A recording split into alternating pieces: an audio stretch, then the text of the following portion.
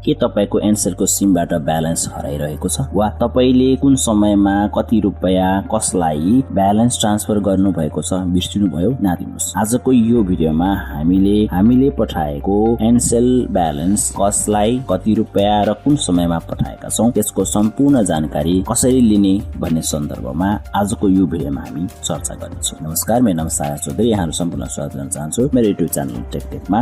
ढिलो नगरिकन सुरु गरौं आजको यो भिडियो। ट्रान्सफर गरेको ब्यालेन्सको स्टेटमेन्ट हेर्नका लागि सर्वप्रथम यहाँहरुको आफ्नो मोबाइलमा रहेको डायलरमा जानुहोस् र त्यसमा गइसकेपछि यहाँहरुले एउटा कोड टाइप गर्नुपर्ने हुन्छ। सर्वप्रथम स्टार टाइप गर्नुहोस् 17128 र ह्याक्स प्रेस गरिसकेपछि कलिङ गर्नुहोस्। मेरोमा यहाँनिर सिम 1 मा एनसेलको सिम रहेको छ, त्यसकारणले मैले सिम 1 मा क्लिक गर्छु र यसरी यहाँ क्लिक गरिसकेपछि एक किसिमको यहाँ पपअप खुलेर आउँछ। यहाँ लेखेको छ high you will receive details in SMS thank you भनेर आएको छ।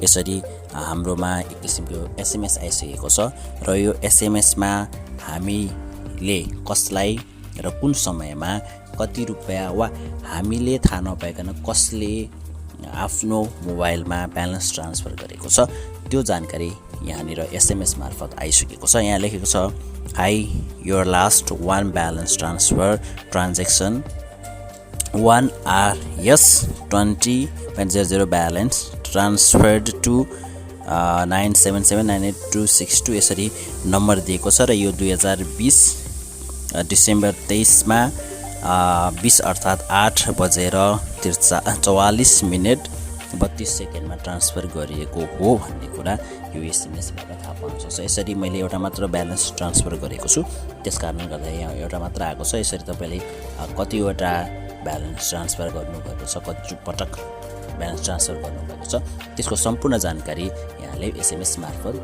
पाउन सक्नुहुनेछ।